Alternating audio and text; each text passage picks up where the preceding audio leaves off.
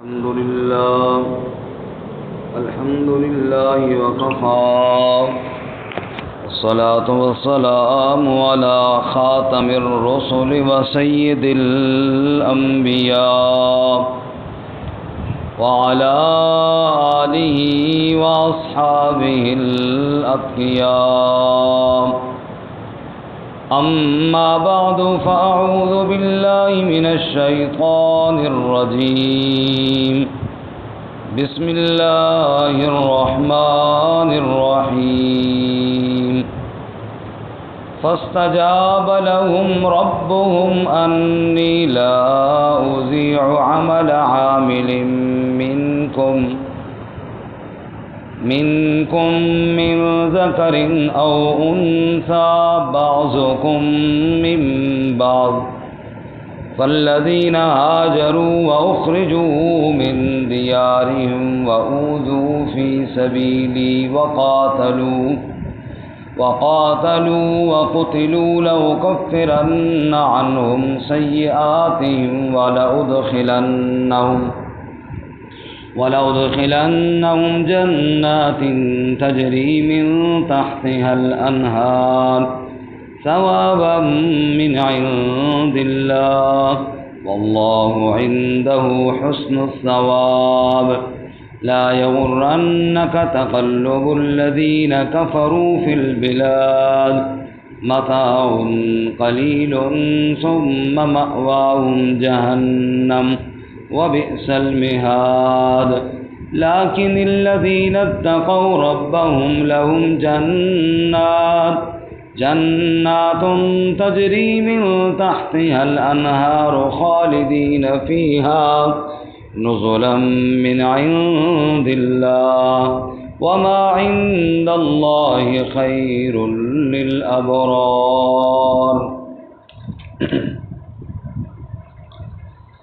فاستجاب لهم ربهم، سو قبول کر لیا ان کے لیے ان کے رب نے، انی لا اضیع عمل عامل منکم، کہ بے شک میں ضائع نہیں کرتا عمل کسی عمل کرنے والے کا تم میں سے، من ذکر او انثی، مرد ہو یا عورت ہو، بعضکم من بعض، بعض تمہارا بعض سے ہے، یعنی تم ایک دوسرے میں سے ہو.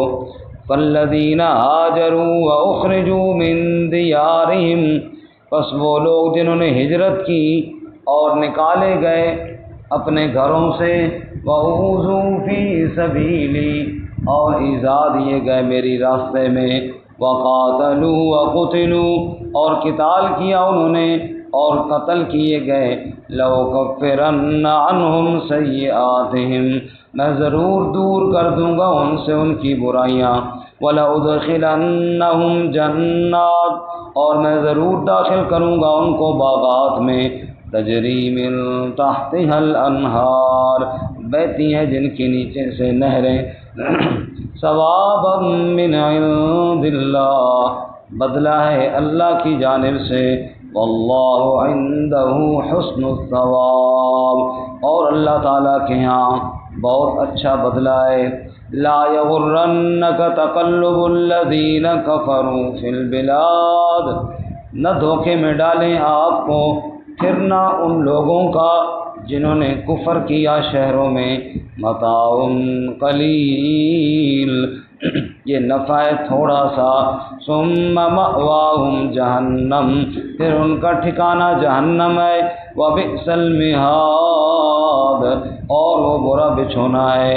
لیکن الذین اتقوا ربہم، لیکن وہ لوگ جنہوں نے تقوی اختیار کیا اپنے رب سے، لہم جنات تجری من تحتها الانہار، ان کے لیے باغات ہیں بہتی ہیں ان کے نیچے سے نہریں، خالدین فیہا، ہمیشہ رہنے والے ہیں ان میں، نزلا من عند اللہ، مہمانی ہے اللہ کی طرف سے، وما عند اللہ خیر للابرار، اور جو اللہ کے ہاں ہے وہ بہت بہتر ہے نیکوکاروں کے لیے. سبحان ربک رب العزت عما یصفون، وسلام علی المرسلین والحمد لله رب العالمين. اللهم صل على محمد وعلى آل محمد كما صليت على إبراهيم وعلى آل إبراهيم إنك حميد مجيد. اللهم بارك على محمد وعلى آل محمد كما باركت على إبراهيم وعلى آل إبراهيم إنك حميد مجيد. معزز سامعین، سورہ آل عمران کا آخری رکوع آیت نمبر 195 سے لے کر 198 تک آپ کے سامنے تلاوت کی ہیں. اللہ رب العزت ان کے مطابق صحیح بیان کی توفیق عطا فرمائیں اور ہمیں قرآن و سنت پر عمل کرنے کی توفیق عطا فرمائیں. اس سے قبل گزشتہ درس میں آپ حضرات نے سنا اللہ رب العزت نے عقل والوں کی نشانی بیان کی کہ وہ اللہ تعالیٰ کا ذکر کرتے ہیں ہر حال میں، اور پھر اللہ تعالیٰ سے دعائیں مانگتے ہیں اور کہتے ہیں ہمارے رب تو نے یہ ساری کائنات بے فائدہ نہیں بنائی، تو شریکوں سے پاک ہے، ہمیں آگ کے عذاب سے بچا. اے ہمارے رب جس کو تو نے آگ میں داخل کیا یقیناً وہ رسوا ہو گیا اور ظالموں کا کوئی مددگار نہیں ہے. اے ہمارے رب ہم نے منادی کی آواز کو سنا جو ایمان کی طرف بلا رہا تھا، ہم ایمان لے آئے ہیں. اے ہمارے رب ہمارے گناہوں کو بخش دے، ہماری برائیوں کو دور کر دے اور ہمیں فوت کر نیکوکاروں کے ساتھ. اے ہمارے رب وہ ہمیں عطا کر فرما جس کا تو نے وعدہ کیا ہم سے اپنے رسولوں کی زبان پر، اور ہمیں دن قیامت کی ذلت اور رسوائی سے محفوظ فرما، بے شک تو اپنے وعدے کے خلاف نہیں کرتا. ان کی دعاؤں کے بعد فرمایا فاستجاب لهم ربهم، سو ان کے رب نے ان کی دعاؤں کو قبول کر لیا. رب نے ان کی دعاؤں کو قبول کر لیا، چونکہ اللہ تعالیٰ کا وعدہ ہے کہ جو بھی مجھ سے اخلاص کے ساتھ مانگے گا میں اللہ اس کی دعاؤں کو ضرور قبول کروں گا. وقال ربکم ادعونی استجب لکم، تمہارے رب نے کہا ہے تم مجھے پکارو میں تمہاری پکاروں کو قبول کروں گا. اسی طرح سورۃ البقرہ میں فرمایا وَإِذَا سَأَلَكَ عِبَادِي عَنِّي فَإِنِّي قَرِيبٌ اجیب دعوت الداع اذا دعان. میرے بندے جب آپ سے میرے بارے میں پوچھیں تو ان کو بتاؤ کہ میں قریب ہوں. اجیب دعوت الداع اذا دعان، پکارنے والے کی پکار کو قبول کرتا ہوں وہ جب بھی مجھے پکارے.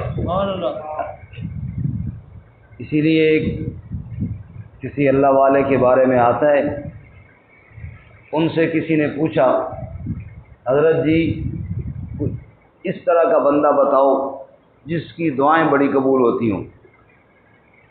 کوئی اس طرح کا بندہ بتاؤ جس کی دعائیں بڑی قبول ہوتی ہوں. انہوں نے کہا اس طرح کا بندہ تو نہیں جانتا لیکن اس ذات کو ضرور جانتا ہوں جو دعا کو قبول کر لیتا ہے. اس ذات کو ضرور جانتا ہوں جو دعا کو قبول کر لیتا ہے، اس کو پکار کر دیکھو وہ ضرور قبول کر لے گا. تو اللہ تعالیٰ فرماتے ہیں میں نے دعاؤں کو قبول کر لی. ہمیں آج کل یہ بھی بڑا شکوہ ہوتا ہے کہ دعائیں قبول نہیں ہوتی، حالانکہ اللہ کے وعدے ہیں کہ وہ دعا قبول کرتے ہیں. اس لیے کچھ ہماری اپنی دعا میں کمزوریاں ہوتی ہیں، کچھ ہم قبولیت کا مطلب نہیں سمجھتے. قرآن کریم میں فَادْعُوا اللَّهَ مُخْلِصِينَ لَهُ الدِّينَ، اللہ کو پکارو تو خالص کر کے پکارو، پوری توجہ کے ساتھ، کسی اور کی پکار بھی نہ کرو اور اللہ کی طرف پورا دھیان کر کے اللہ کو پکارو. اسی طرح ادعوا ربکم تضرعا وخفیہ، اللہ کو پکارو عاجزی کے ساتھ، وخفیہ اور آہستگی کے ساتھ. انہ لا يحب المعتدین، وہ حد سے بڑھنے والوں کو پسند نہیں کرتا. تو ایسی بات اللہ سے نہ مانگو جس سے اللہ تعالیٰ ناراض ہو جائے.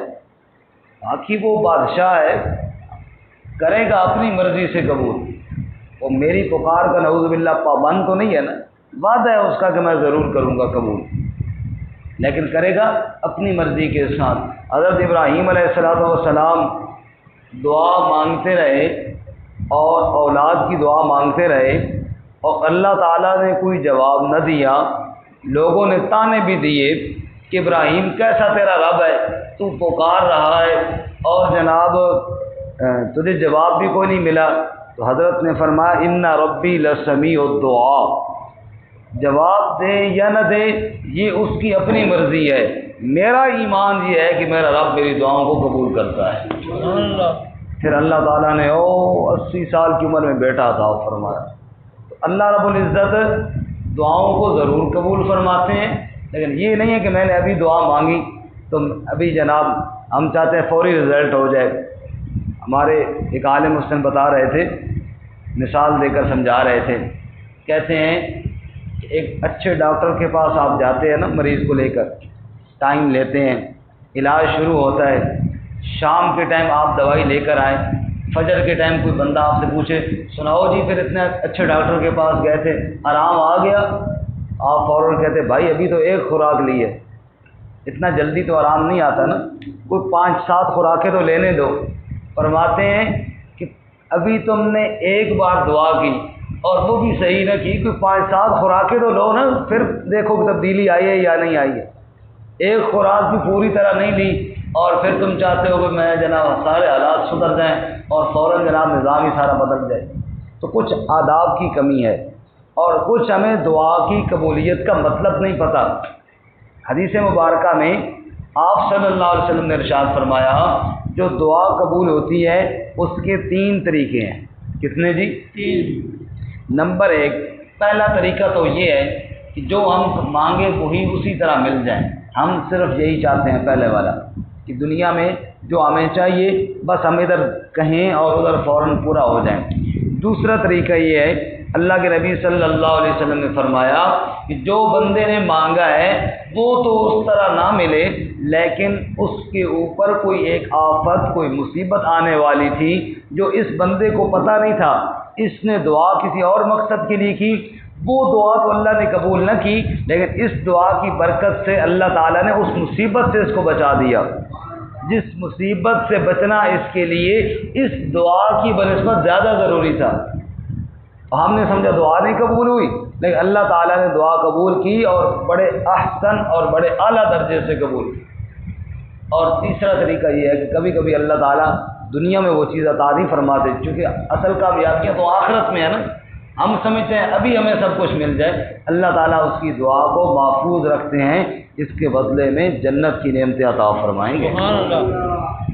اور جیسا کہ حدیث میں آتا ہے کہ جب جنت میں انسان دیکھے گا نا مجھے یہ سارا کچھ مل رہا ہے تو وہ کہے گا کاش دنیا میں تو کوئی قبول نہ ہوتی تو اچھا تھا، سارا یہاں ہی ملتا تو بہت بہتر۔ تو دعا ضرور قبول ہوتی ہے اور اللہ ہی قبول کرتے ہیں۔ سمع اللہ لمن حمدہ، جو اس کی حمد کرتا ہے اللہ اس کی ضرور سنتا ہے، لیکن اپنی حکمت کے مطابق سنتا ہے۔ تو بار کے فرمایا فاستجاب لهم ربهم، سو قبول کر لیا ان کی دعاؤں کو ان کے رب نے، اور اللہ نے فرمایا انی لا اضیع عمل عامل منکم، کہ بے شک میں ضائع نہیں کرتا عمل کسی عمل کرنے والے کا تم میں سے، من ذکر او انثی، چاہے مذکر ہو چاہے مؤنث ہو، مرد ہو یا عورت ہو، بعضکم من بعض، تم ایک دوسرے میں سے ہی تو۔ اللہ کریم مرد اور عورت کو نہیں دیکھتے، اللہ کریم دل کے اخلاص اور ظاہر کے عمل کو دیکھتے ہیں، سو اللہ کسی کا عمل ضائع نہیں فرماتے۔ حدیث مبارکہ میں آیا ہے ان اللہ تعالی لا ينظر الى صورکم ولا الى اموالکم ولکن ينظر الى قلوبکم واعمالکم، اللہ تمہاری صورتوں کو نہیں دیکھتے، اللہ تمہارے مالوں کو نہیں دیکھتے، اللہ تمہارے دلوں اور تمہارے اعمال کو دیکھتے ہیں۔ اس لیے فرمایا اللہ کسی کا عمل ضائع نہیں۔ فالذین ہاجروا، سو وہ لوگ جنہوں نے ہجرت کی، بالخصوص جنہوں نے گھر بار چھوڑا اللہ کے لیے، وَأُخْرِجُوا مِن دِيَارِهِمْ، اور نکالے گئے اپنے گھروں سے، ظالموں نے ظلم کر کے ان کو اپنے گھروں سے نکال دیا، وَأُوذُوا فِي سَبِيلِي، اور وہ ایذائیں پہنچائیں گئے میری راہ میں۔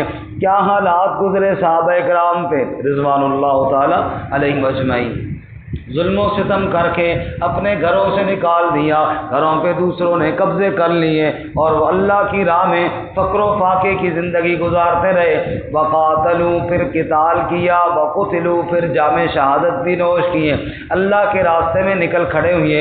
اللہ فرماتے ہیں جنہوں نے اتنے بڑے اعمال کیے ہیں، لَأُكَفِّرَنَّ عَنْهُمْ سَيِّئَاتِهِمْ، میں ضرور ان سے ان کی برائیوں کو دور کروں گا، وَلَأُدْخِلَنَّهُمْ جَنَّاتٍ، اور ضرور میں ان کو داخل کروں گا باغات میں، تجری من تحتها الانہار، جن باغات کے نیچے نہریں جاری ہوں گی، ثوابا من عند اللہ، یہ بدلہ ہے اللہ کی جانب سے، واللہ عنده حسن الثواب، اور اللہ کے ہاں بہت اچھا بدلہ ہے۔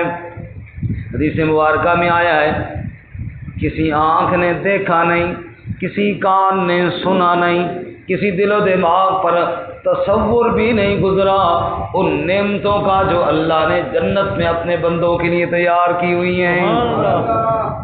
اور اللہ فرماتے ہیں قرآن پاک میں 21ویں پارے میں، فَلَا تَعْلَمُ نَفْسٌ مَا أُخْفِيَ لَهُم مِّن قُرَّةِ أَعْيُنٍ، کوئی بندہ جانتا ہی نہیں ہے رب نے آنکھوں کی کیا ٹھنڈک اس کے لیے بنا رکھی ہے۔ سبحان اللہ۔ اللہ تعالیٰ فرماتے ہیں جنہوں نے اعمال کیے میں ان کو باغات میں داخل کروں گا۔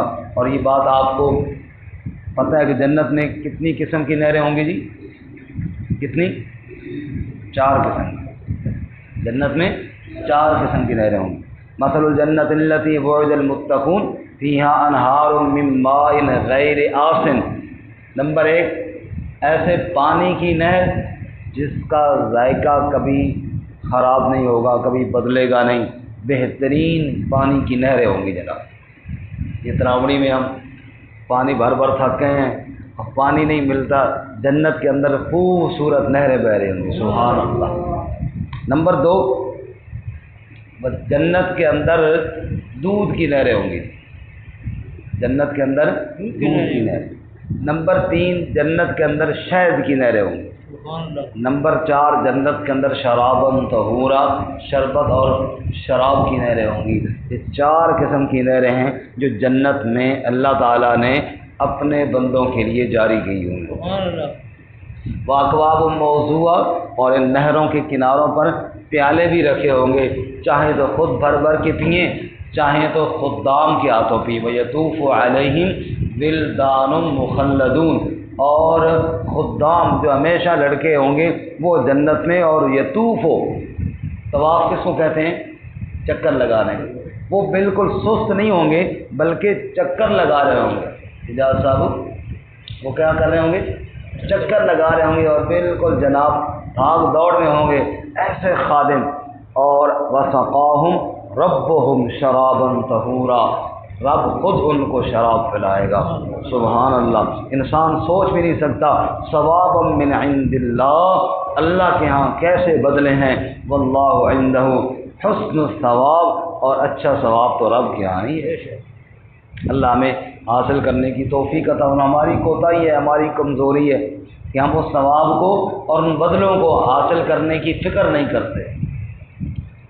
ہماری تو وہی مثال ہے، وہ بچے تھے، سکول پڑھتے تھے، مدرسے پڑھتے تھے، صاحب نے پوچھا کون کون جنت جانا چاہتا ہے، ہاتھ کھڑا کرو۔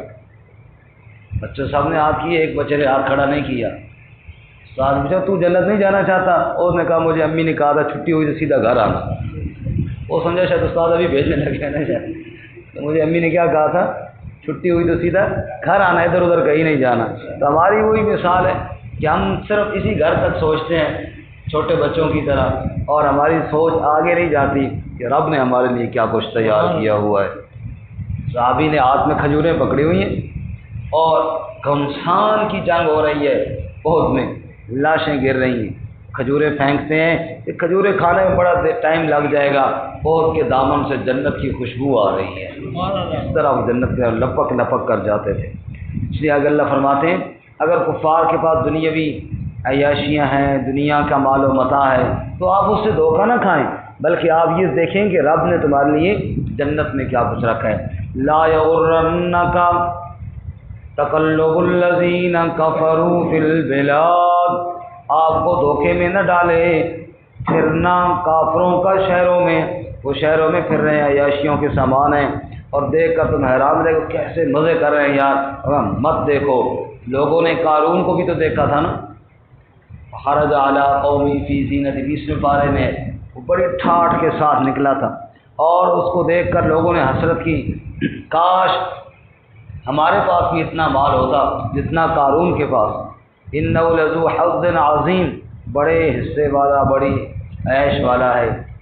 تو اللہ تعالیٰ فرماتے ہیں پھر کیا ہوا، فخسفنا بہ وبدارہ الارض، ہم نے اس کو خزانوں سمیت، گھر سمیت زمین میں دھنسا دیا، نہ مال بچا سکا اور نہ کوئی اور چیز بچا سکی۔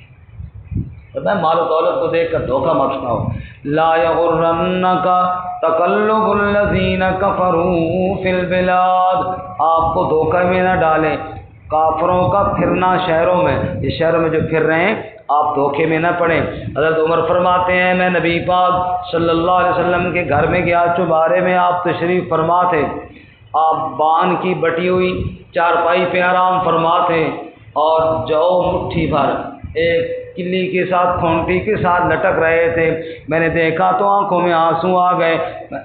آپ نے فرمایا عمر کیوں روتے ہو؟